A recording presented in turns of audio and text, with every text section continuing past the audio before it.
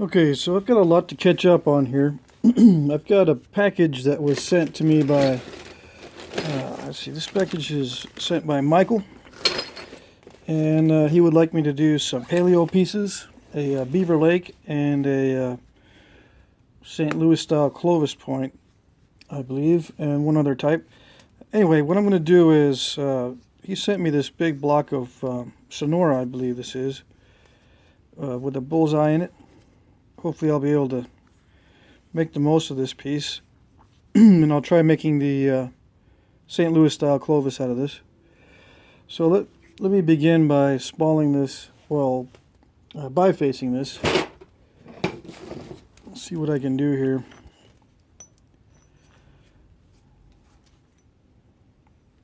I tried chipping a little bit already, and it works pretty good.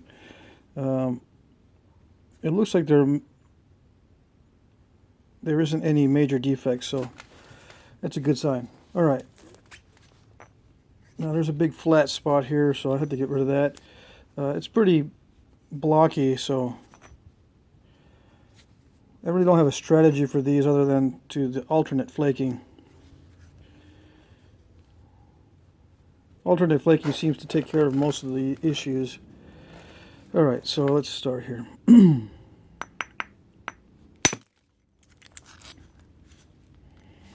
Yeah, very nice.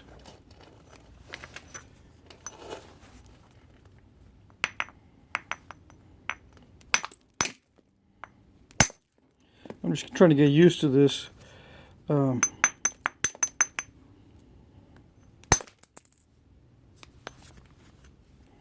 Just trying it out here to see what kind of platforms I'm going to need.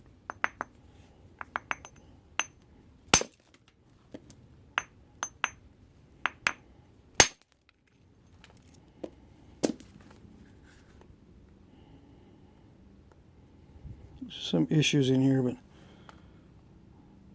shouldn't be too bad. Once I clear a lot of this off and get down into it,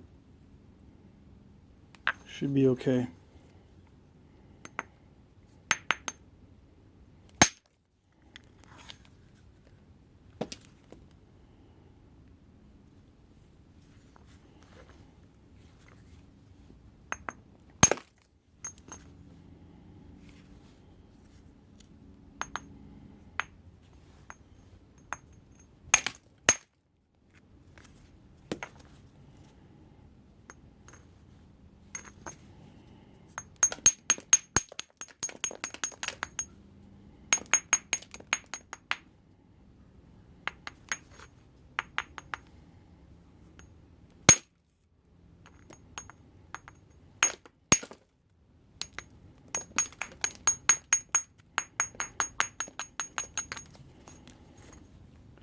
Okay, so that's what I was trying to get a good bit of mass removed here so I can hit down this way. Let's see. That's going to be a pretty good strike, and I'm going to need to hold it with something. I don't have my pad. Let's see. So I'll just do it on my jeans here.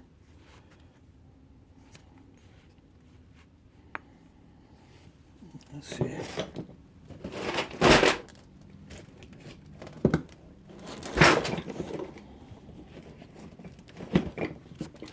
We got a bunch of stuff stacked up over here. See if I can get to my tools. Okay. I'm just looking for a larger hammerstone, a weightier one. This is the one I was just using. I think this might work better.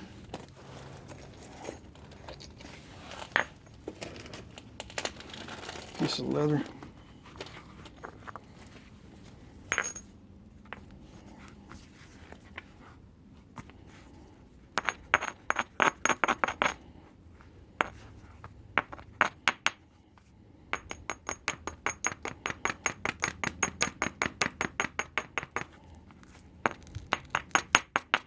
I don't know. I'm not going to be making a lot of contact.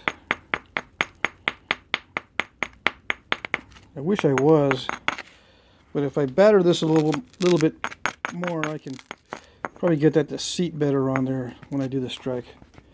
But I'm thinking about this too much, so I might not go anywhere. Let's see.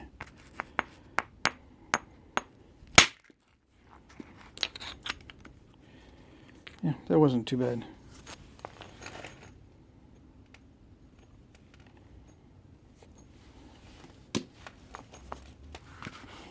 Okay, it still doesn't give me a good area to continue, so I've got to, you know, figure out some other way to power through this. I mean, I am going to do the zigzag alternate pattern here on this, but I got to figure out a better spot to, or create a better spot to continue. Anyway, if I think about this too much, it won't work, so.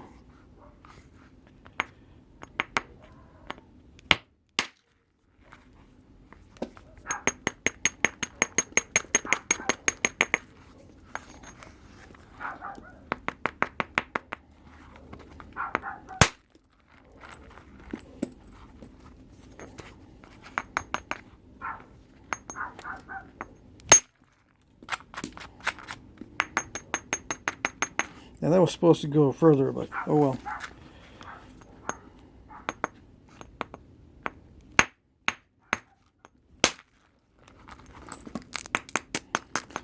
I'm being very conservative because I want to try to preserve as much width as possible with these St. Louis style Clovis points.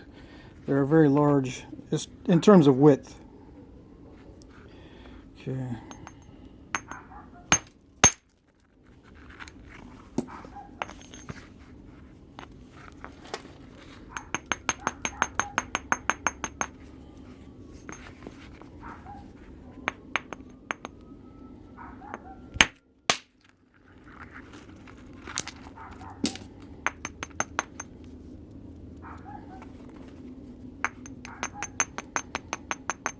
Now I can do this freehand too and just hold it out like this, but I don't have my glove on.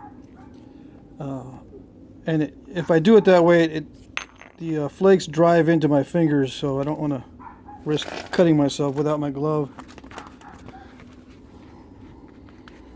I'm kind of in a rush tonight, so I don't have everything in one spot.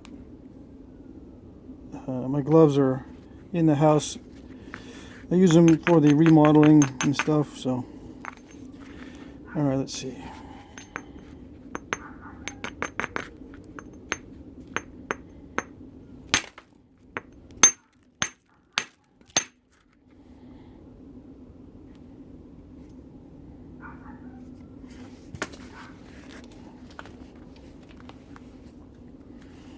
Again, I'm trying to overthink this and do exactly one strike in each direction, but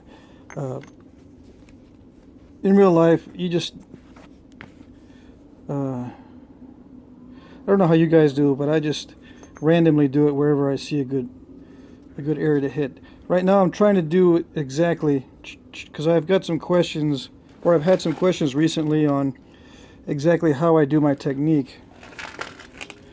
And so I'm trying to be more methodical, but in many cases, being methodical really doesn't produce results, especially when it's an odd piece.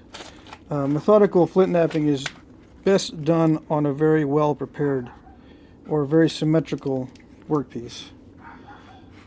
Okay, and not at this stage where what they call this is a cortical nodule. It still has cortex on it. Okay, and it's very odd shaped. All right, let's see.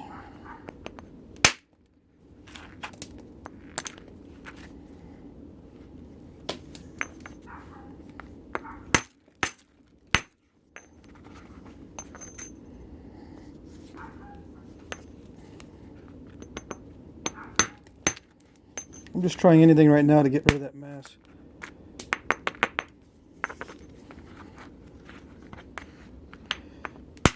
Without losing too much width.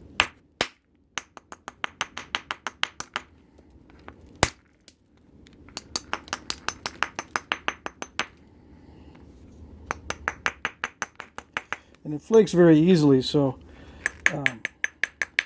that's why you see me kind of trying to loosen that up. See how that flaked really easy in there? There it goes.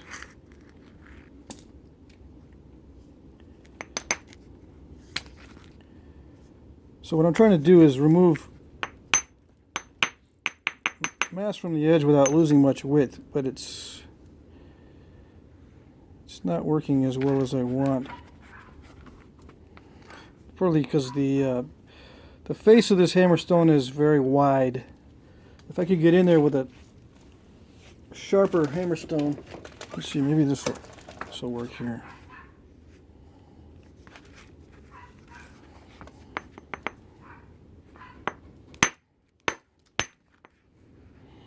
See, it's just eating away at the hammerstone.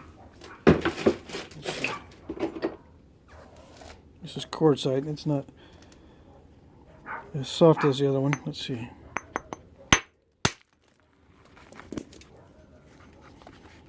I hope you can see how I did that one.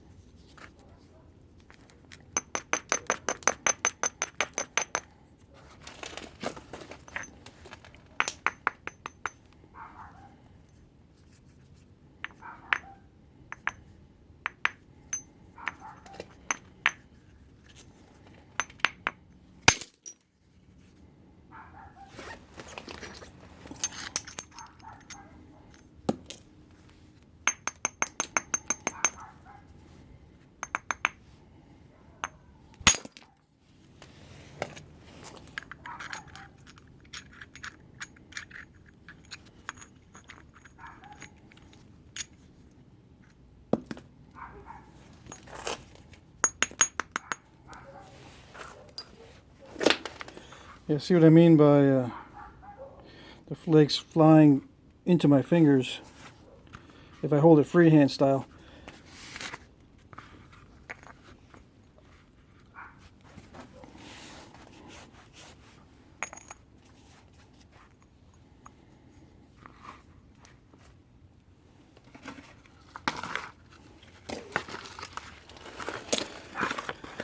Okay, so I mean, it's been a while since I did the last video, so I'm kind of rusty also. So I just take instead of stopping the camera, I'm going to take a quick break here to get this on. Oops.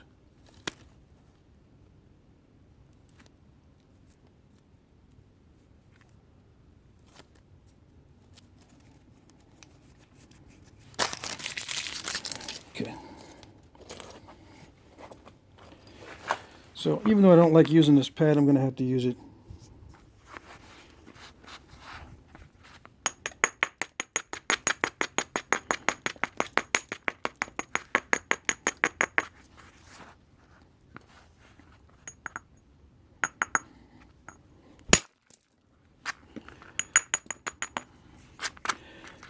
Not at all what I was looking for. I was looking to take off a lot more mass than that. And it had a very solid contact, but as luck would have it, perfect platform with imperfect results. Okay.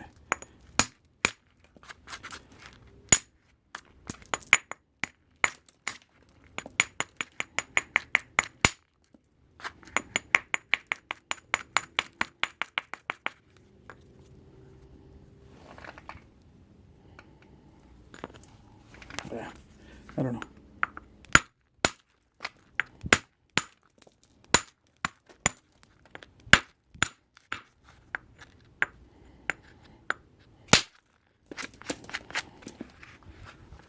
See, I don't want to dig in too much. I could be going a lot faster with this, but I don't want to lose any width that I don't have to.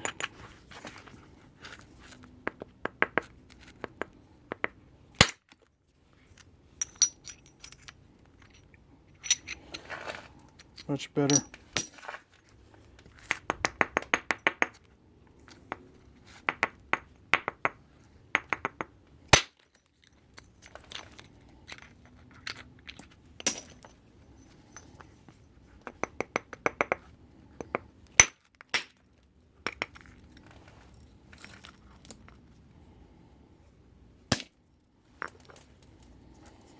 I am losing a substantial amount, but it's very thick, so it's kind of unavoidable.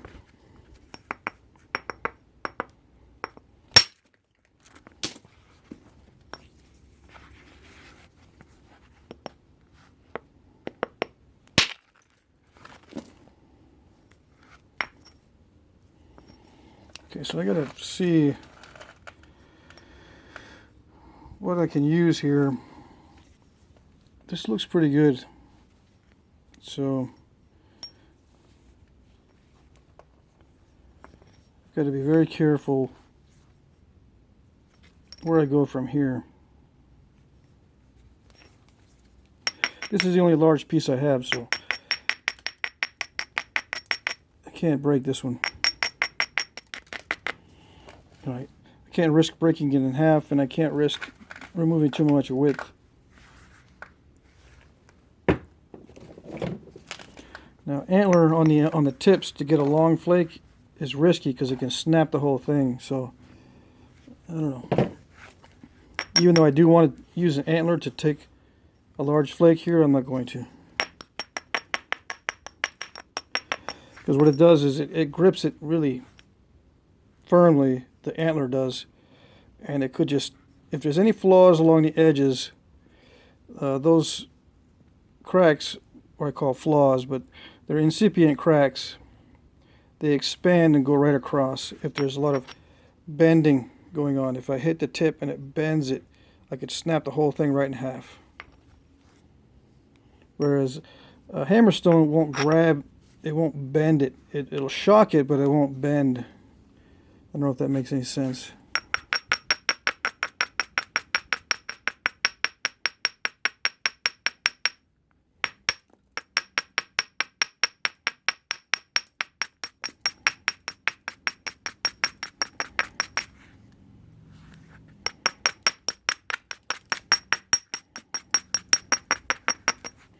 Now, ideally, a hammerstone platform should be very flat, very conducive to a lot of surface contact when you hit, but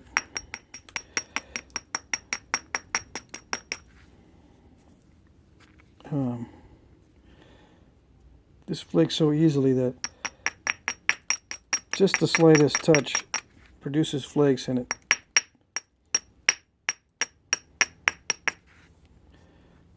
Produces kind of a crushed edge, but that's okay. As far as strength goes, it's fine.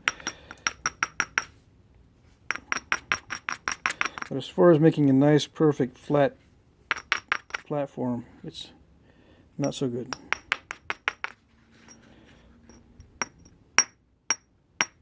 Every time I hit it too, it sends in incipient cracks. So let's just get this flake done here. I'm going to stop messing with it.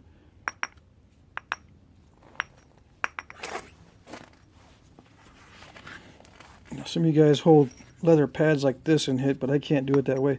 Every time I do, I get stuff that flips into my face. No matter how carefully I hold that pad, I always get flakes that flip up off the front of that pad if I hold it like this. So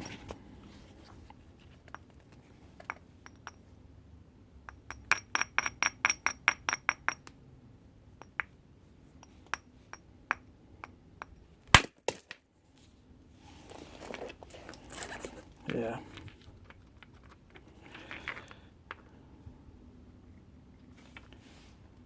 I can probably still get one out of that, but I was hoping.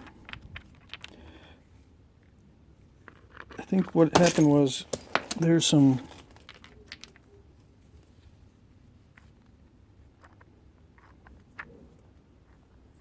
I'm trying to figure out where it started from, where that crack expanded from. I think it was here.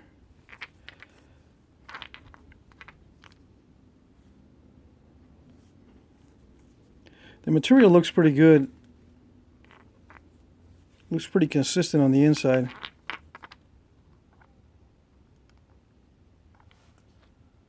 I'm just trying to figure out what I'm dealing with here.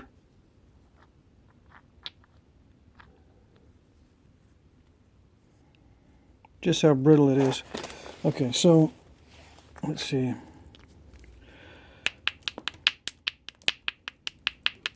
I think I still have a pretty good amount. These St. Louis style Clovises were about 4 inches on average, as far as I know. Still got a good amount.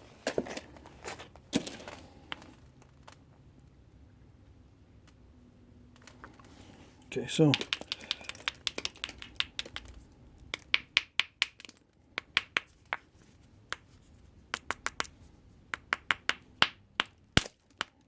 I'm going to be a lot more cautious. We'll try to be anyway.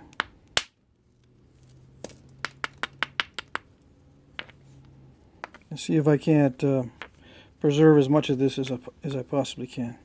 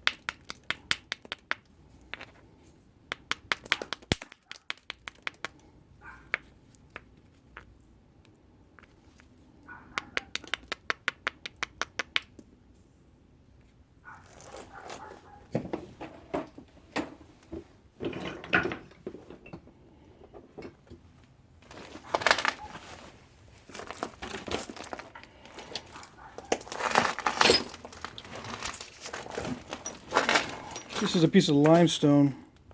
It might work better.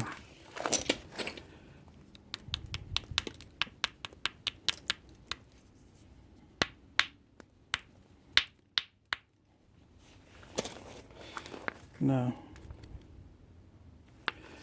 Okay. So yeah, the limestone was a soft hammerstone. This is a piece of quartzite, which is very hard.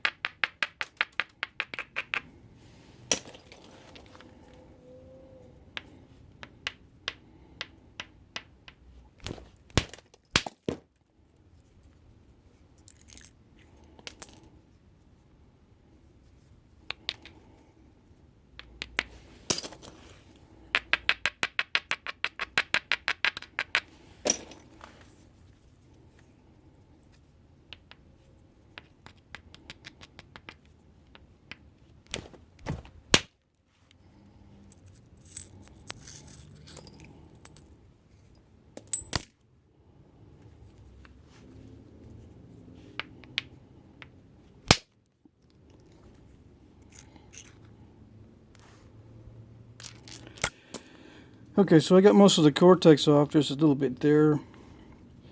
I didn't want to try to explain every flake removal there because I'm distracting myself. I've still got kind of a lumpy biface, but I'm going to stop it there because it's 31 minutes, and I'll continue in the next video.